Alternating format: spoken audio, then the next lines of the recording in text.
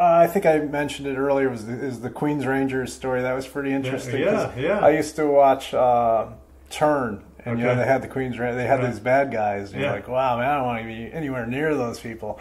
And then to I know it's a distance relationship from the farm, but there is that relationship. The guy who brought those prisoners in was later attacked by the Queen's Rangers, and so.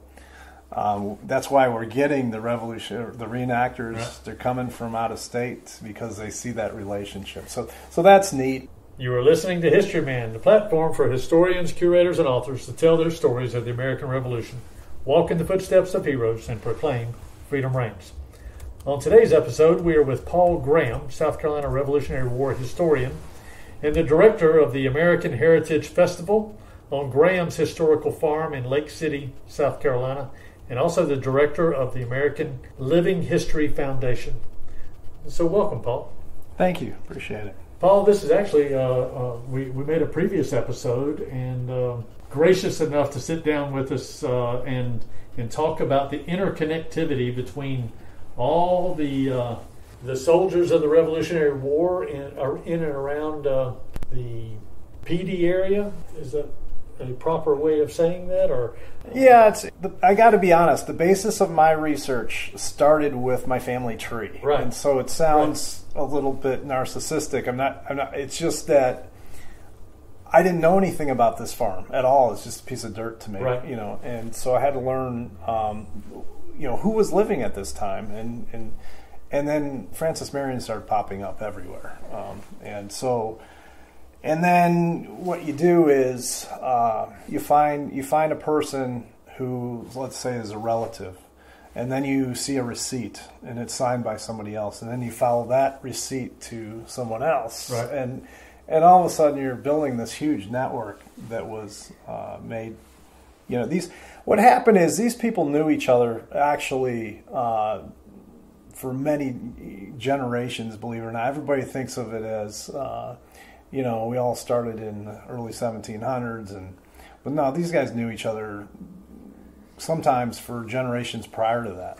It's interesting you say that because South Carolina is really kind of broken up going back to the Revolutionary War time, in that you had planters coming in from Charleston, and then you had the Scotch-Irish coming in the big Scottish immigration. They had several immigrations over the 1700s, and they would.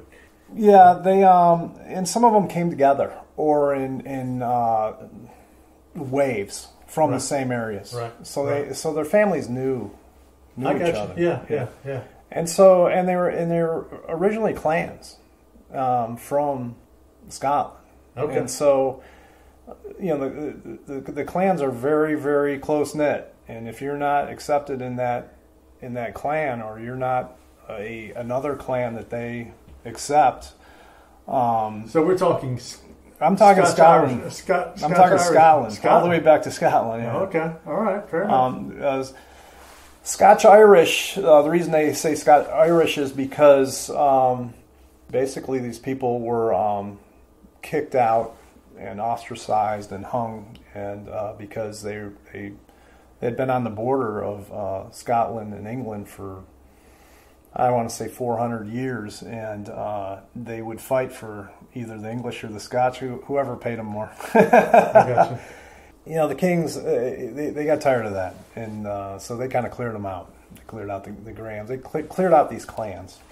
Clans come to Ireland, and they're still together. Not completely, but the families are still together. And so after about 2-3 generations, meaning I should say 2 generations from grandpa to the son, they're starting to move. They don't want to be there anymore. They want to go to South Carolina, where they can be away from the British. And move out to the swamps and right. start a new life, and quite a number of these guys had really built a lot of wealth at that point when the American Revolution starts, and the Brits come to them again, and that's the last of all the people to come to right. that they couldn't stand. It was the British. So they decided to come knocking again. Well, that's interesting. So, where did the Scottish line? Were they planters down in Charleston, or where did they start settling at? You said they started settling, because my understanding. So they came in the early 1700s, and they were friends, and they had certain families that came first, or they came with the first family, and then they kind of got word back, and some more of them would come. Now, I'm not saying every Scotch-Irish person knew each other. That's not true, but there's some core families that did, and they'd known each other for generations, and are really, to me, the nucleus of Francis Marion's support network.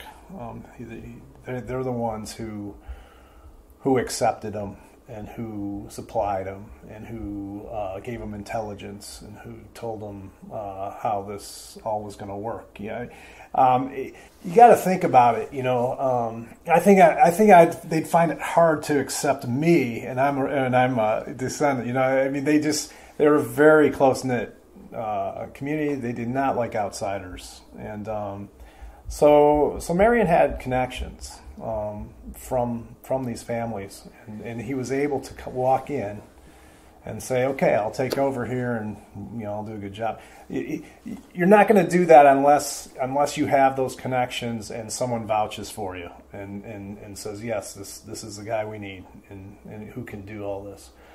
And so I think that part of the history has been missing, because we always talk about Francis Marion and his magic, and he, believe me, he was a very good tactician. He was very innovative. He was a strong leader. He had really good principles. He was a hard worker. So all those things, I wouldn't take anything away from him. But even with that, if you don't have the support you need to do this, if you don't have the horses, if you don't have the food, if you don't have the militiamen, if you don't have the intelligence, it doesn't matter how good of a soldier you are or an officer you are. You have to have those basic needs taken care of, and you got to know when the British are coming. You don't want to be surprised, and you got to know the back areas. You got to know that there's a tributary that goes between the PD River and the back of Graham's Historic Farm. You got to know that, otherwise you're never going to be able to hide back there, right? You're not going to know. And so that's kind of the basis of the connections. But it goes way deeper than that. It goes extremely deep. And I'll give you an example. I'm here in Charleston this weekend with my wife for a few days at Christmas. And I decide that I want to see Legree Street, because I know that Legree was a friend of Colonel Moultrie and of Captain John Graham, and I know they helped develop part of Charleston. And Legree Street was one of those things. But I'm learning all the time, so my wife and I drive up to the Legree Mansion, and it says out there Solomon Legree, But the thing that I learned yesterday, just a new piece, is that he's a Huguenot. I didn't know he was a Huguenot. I didn't know that, and that really helps me too, because if he's a Huguenot, that's who these Scotch-Irish were working with, to make all this happen. And obviously Francis Marion was a Huguenot. So, well, for our listeners, what's the difference between what's a Huguenot? A Huguenot, as I know, I'm not a great person for that definition, but he came from France and had the same kind of experience as the Scot-Irish, where the government didn't want them anymore. They were causing problems for them, and they basically figured out a way to get them out of the country. That's what I know about the. If you go a little deeper in that, I'm not going to be able to answer that too much. Okay. So Legree and Moultrie and Marion and Graham, they all know each other. Well, that's the point. They all know each other. In today's society, we know of people. But this was a small community, and so they literally knew these people. It wasn't a second-hand, arm's-length thing. It was, hey, let's get Joe over here. He's a friend. We've known him. We've known that family for generations. Right. So, and that's really to me the key to the success of the Southern Campaign. So, where are you finding all of these receipts that you're plugging, or you're piecing this puzzle together and the interconnectivity? Well, I'll give you an example. Okay. I go through my fifth great grandfather Hugh Graham's children, and one of them, his daughter, I can't remember her name. It might have been Jean or something. She marries a McCree, McCrea. Okay, so then I look up Thomas McCree, which is the son-in-law's father. Okay, well, he's got claims against the American Revolution, and so this is just a sample. I go to South Carolina Department of Archives, and I want to see I want to see a lot of things, but I want to see Thomas McCree's, claims against the American Revolution. And so they bring it out and start paging through it, and all of a sudden there's Francis Marion's signature, Francis Marion's signature, Francis Marion's signature, Francis Marion, just like pages of this, and I love the way he signs them, because he always says, I forgot exactly how he says it, but he always says, Francis, I received such and such, for Marion's brigade, signed by me, and then he signs. He has a very distinctive signature.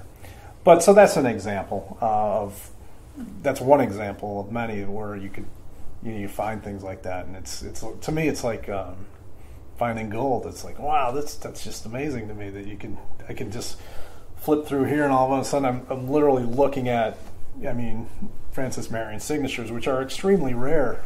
If you ever look into that type of thing, those are very expensive signatures to get. And here you got lists of them. It is interesting going to the South Carolina Archives and the amount of historical documents they have from that time, and original stuff. And they will pull it out for you. And, if you know where you're going, if you know what you're looking for, they can go back in there and pull it out for you. It's pretty cool. I went to the University of Michigan because I'm from Michigan, and they have the Green papers there, and General Green, and so I decide I want to go look at what's going on there.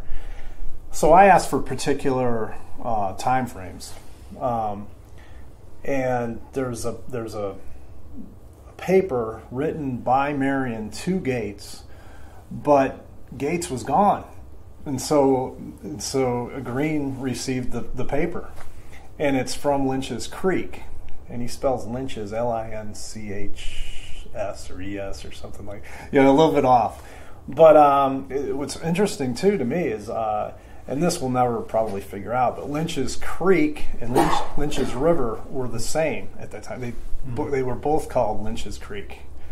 Now, the river we're on is Lynch's River, but at that time it could either be the other Lynch's Creek or this Lynch's Creek. So there's a letter in 1780 to Gates that General Green has, and it's at the University of Michigan library there. And the interesting thing about that, I'll tell you too, is so then I learned, because I'm sitting there looking at this, and they have Cornwallis's orderly book there, and I'm like, I'd like to see that. They bring out General Cornwallis's orderly book and plop it right down in front of me, and they got a string, that you can move the pages with, so you don't touch it. But that's the most disorderly book I've ever seen. It's not chronologically in order. Oh, is it not? No, okay. But it's very interesting, and you're sitting there and looking at that kind of stuff. So what kind of stuff is in this orderly book? Supplies, men, different locations. It's literally his Revolutionary War, all the way from New York to Yorktown. So that was fun. How did they get a hold of that? Do you know? There is a wealthy family who owns this whole collection, and they display it there for everybody to use. They also have his I don't even know what you call that thing, but where he kept all his clothes in. They have that big trunk. Yep, he has a big trunk sitting in there too that you can take a look at. But the interesting thing to me was that letter from Marion to Gates from Lynch's Creek in 1780. I thought that was, I believe it was November 1780, which is right when, most of the heat was going on near our farm. In fact, if you look at the receipt for the detachment of Marion's, it's the same time that Bannister Charlton is now looking for him because Cornwallis is torqued that Tynes has lost, all this equipment and that Marion was so easily able to just grab all this stuff. So now he's got Tarleton after him. So all that timing in there is very close, and there's many connections. I just gave you one example of Thomas McCree, Hugh's daughter's father-in-law, but I can do that at many different levels, so it makes it very interesting. Well, your passion just shows through when you're talking about it, because the listeners can't really see you smiling. What's one of your favorite stories? I think I mentioned it earlier. Is the Queen's Rangers story. That was pretty interesting. Yeah. I used to watch Turn, and they had the Queen's Rangers. They had these bad guys. And you're like, wow, man, I don't want to be anywhere near those people. And then to I know it's a distance relationship from the farm, but there is that relationship. The guy who brought those prisoners in was later attacked by the Queen's Rangers, and so that's why we're getting the reenactors. Yeah. They're coming from out of state because they see that relationship. So that's neat. I think the whole thing is very interesting because it's more about the why. Why is he doing this? Why is he going over here? Why is he why is he doing all these things? And it's usually that support network. It's the intelligence. For instance, I think the reason that they came to our farm, another reason, is because Zachariah Owens, who is another of my fifth great grandfathers, he I believe, you just look at the time frame that he served, and it would have been he should have gone to Camden. I can't say for sure, but he should have gone to Camden. So if he's at Camden, he's being turned back to scout in Williamsburg. Zachariah could very easily have said, "Hey, if we go up here from Ports Ferry and we just kind of take these back, woods area that no one can get through, it's a great hiding place, and I know a guy named Hugh Graham that we can hide there, and that's the kind of connections I like to see and follow." Tell us a little bit about your festival and how people can get a hold of you. Well, it's called the American Heritage Festival. The reason for that is because we're talking about, the founding years of the state and the founding years of the country. And we're looking at an area that has been largely forgotten and has a huge piece of, us winning the American Revolution through Francis Marion has been. And so we try to celebrate that every year on President's Day weekend. This time it'll be February 18th and 19th. And we'll have Durant Ashmore coming in to speak. And then we try to grab some other people from outside that influence who could care less about the Revolution, but they're more interested in, say, World War II or World War I. Mm-hmm. But we'll get them anyway, and we'll kind of snag them to listen to some of these things that happen right there in our backyard. a lot of those people don't even realize that they are descendants of Marion's men. There's those people still live there, Right. And they're several generations and 250 years later, still there, and not knowing that they come from that, or where they came from. Right. So I'm trying to help develop that history, let people know that, and give a pride of the community, and also its overall impact on the country, the founding of the country. I think that's can't get better than that if you're in America, to me. So. Well, what does liberty mean to you? I may have a different view of that, but to me, liberty means it's very personal to me because these people sacrificed. When they say they sacrificed everything, it's just kind of a broad term. But I mean, they literally, if they were caught, they were going to get hanged. If they came to that plantation or that farm or that house or wherever, they're going to get hanged. Their livestock's going to get killed. They're putting their home's going to be burned. And on top of that, if they're out there fighting, they can die. And there's a good chance the whole family is going to be destitute after that. They're not gonna make it. So when you talk about liberty and the sacrifices, they sacrificed everything. They literally sacrificed everything to make this happen. And so to me, that's liberty is doing all of this so that they can be free of tyranny, of what the king wants to do. They can have their own form of government. They can have their own form of freedoms. They can have a form of democracy that everybody has a say-so in. And it's not just what the king says, and it's not, we're not working for the man, the king, So that's, to me, is liberty, and that's what makes it exciting to me, because I feel like I'm finding, those roots of these people who in today's day and age we need to respect and honor, because they gave us a big present, and a lot of people don't understand that present, and they complain about, well, we didn't get our way and they didn't get their. Well, the government wasn't set up that way. It wasn't set up so that everybody gets their way. It's set up so that everybody can contribute, they can have dialogue, and they can run this country on a consensus, not on what I want or what you want, but on a consensus. And so I feel like learning this history is also a part of teaching people what they went through and the gift they gave us. Because you can complain a lot, but the government changes to authoritarian type of government or communist or whatever you want to say. Things are going to change a lot, and these people gave everything to give us this gift. That's liberty. So the festival is when?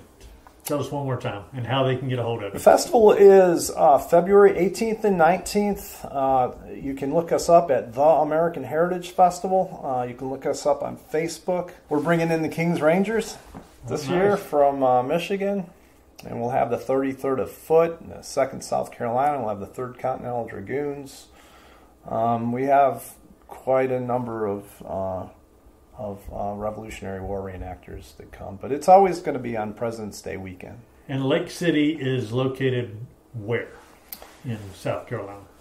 Well, it's a half hour south of Florence. It's an hour and a half west of Myrtle Beach. It's about an hour and a half northwest of Charleston.